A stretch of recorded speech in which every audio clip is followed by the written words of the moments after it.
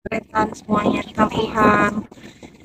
Hari Minggu ini kami muter-muter nih dari gereja untuk kami ibadah.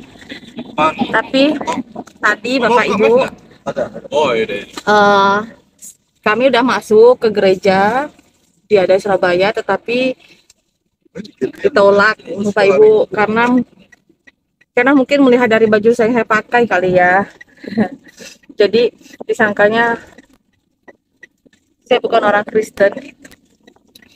Ya, nggak apa-apa. Jadi kita muter-muter lagi sama anak-anak untuk cari tempat ibadah yang lain ya Bapak Ibu ya. Dan kita ini kan nggak tahu Surabaya, jadi ya mengandalkan Google Map ya. Jadi nggak usah lelah, pasti nanti ada tempat untuk kita beribadah. Seperti tadi dah buru-buru nyari tempat ibadah Bapak Ibu gereja. Tapi sama security-nya dilarang masuk. Dilarang masuk sangka Ibu Ibu apa kali ya Pak ya pakai baju begini ya? Ibu hamil. Ibu hamil. Jadi tidak boleh masuk, tapi nggak apa-apa ya kan? Masih banyak gereja-gereja yang lain yang mau menerima kami, khususnya saya ya. Ini Bu Tias, mungkin karena melihat baju saya begini kali pakai baju gamis kali ya. Apa sayang? Sini. Ya nggak apa-apa, ini kan namanya proses Bu Tias ya, mungkin ya bilang sedih banget lah sampai nangis ini.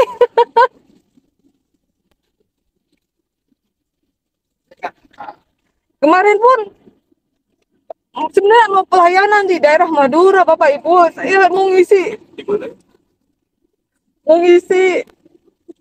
ibadah, cuma juga ada takut juga. Kenapa sih kita yang mau pelayanan kok orang lain yang takut, seheran benar gitu ya. Iya, enggak sih. Saya nggak nangis. Saya nggak nangis ini. Dalam konteks sosial, hubungan antara busana tertentu dengan agama dapat bervariasi tergantung pada budaya, tradisi, dan keyakinan masyarakat. Di banyak masyarakat, busana memiliki peran penting dalam mengekspresikan identitas agama dan budaya seseorang. Penggunaan busana yang khusus atau simbolik seringkali menjadi bagian integral dari praktik keagamaan dan mengkomunikasikan afiliasi agama seseorang kepada orang lain.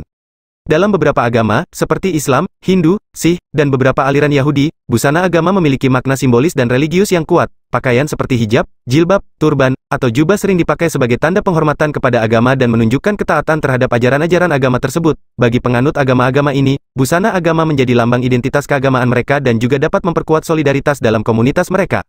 Namun, penting untuk diingat bahwa busana agama tidak hanya memiliki dimensi keagamaan, tetapi juga dimensi sosial dan budaya. Penggunaan busana agama juga bisa menjadi cara bagi seseorang untuk mengidentifikasi diri dengan kelompok sosial atau komunitas tertentu. Misalnya, dalam masyarakat Muslim, beberapa wanita memilih untuk mengenakan hijab atau jilbab sebagai bentuk identitas keagamaan dan juga sebagai cara untuk menunjukkan solidaritas dengan komunitas Muslim secara lebih luas.